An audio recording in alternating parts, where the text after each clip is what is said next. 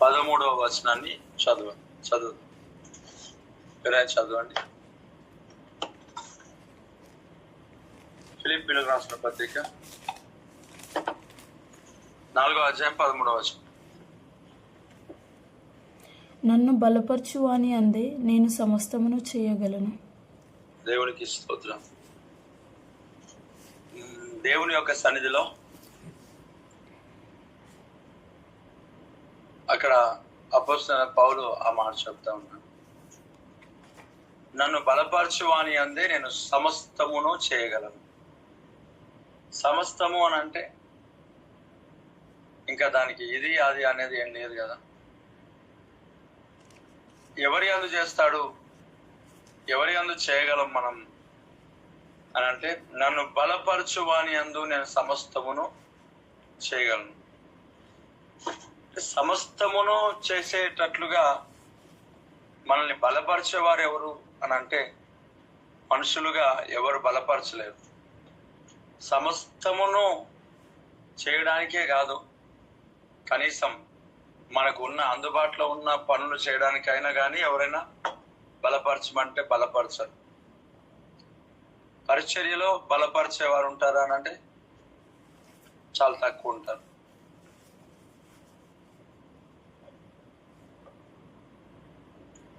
దేవుని పనిలో మనం సాగుతుంటుండగా మనకి ఈ పరిచర్యలో బలపరిచే వారి కంటే బలహీనపరిచేవారు ఎక్కువ. బలపరిచే వారి కంటే బలహీనపరిచేవారు ఎక్కువ.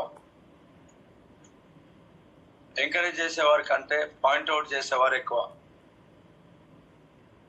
మనం చేస్తున్న పని పరిచర్య అందరికి అర్థం కాదు, ఒకటి. రెండవది, అనేక మంది జీవితాల్లో బలపరచరు, బలహీనపరుస్తారు. ఎందుకనంటే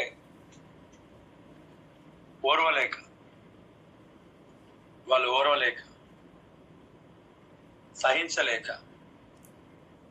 ఇలాగా మనల్ని బలపరచువాని అందు సమస్తమును మనం చేస్తామనంటే, సమస్తమును చేసేటట్లుగా బలపరిచేవారు ఎవరు?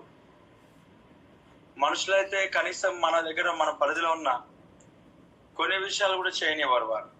కొన్ని పరిస్థితులను కూడా మనకు అసలు దేంట్లో కూడా అవకాశం కూడా కల్పించారు.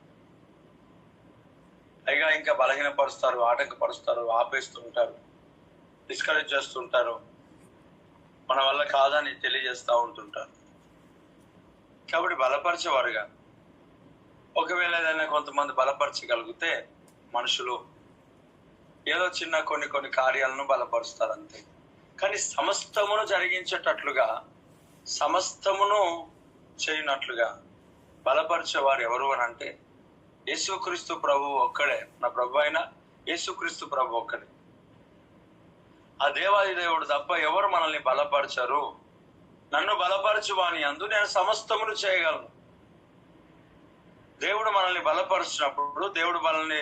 బలపరిచినప్పుడు మనం సమస్తమును జరిగించే శక్తి, సామర్థ్యం దేవుడు మనకి ఇస్తాడు. దేవునికి స్తోత్రం కలుగును గాక. నన్ను బలపరచువాని అందే నేను సమస్తమును చేయగలను అని దేవుని వాక్యం సెలవిస్తున్నట్టుగా, ఈ యొక్క ఉదయకాల సమయంలో నిన్ను దేవుడు బలపరుస్తున్నాడు, మనల్ని దేవుడు బలపరుస్తున్నాడు. మనము ఆయన యందు సమస్తమును చేయగలం, ఆయన ద్వారా సమస్తమును చేయగలం, ఆయనను బట్టి సమస్తమును చేయగలం. ఉదయకాల సమయంలో క్రీస్తును బట్టి సమస్తమును చేయగలిగిన కృప, భాగ్యం, ధన్యత దేవుడు మనకిచ్చాడు. దాన్ని బట్టి సమస్త మహిమ, ఘనత, ప్రభావం దేవునికే చెల్లును గాక. Praise the lord. నేను సమస్తమును చేస్తాను, నన్ను బలపరచువానిందు సమస్తమును చేస్తాను అని అన్నాడు. కనుక సమస్తమును చేసే కృప దేవుడు మనకిచ్చాడు. ఆయన మనల్ని బలపరుస్తున్నాడు కనుక సమస్తమును చేయగలం. దేవుడి మాటలు ఫలభరితముగా మార్చును గాక. ఆమేన్. మహోన్నతుడా నీకు వందనాలు. వాక్యం ప్రతి బిడ్డ జీవితంలో ఫలభరితంగా మార్చమని, కృప చూపించమని యేసు నామములో అడుగుచున్నాను తండ్రి. ఆమేన్.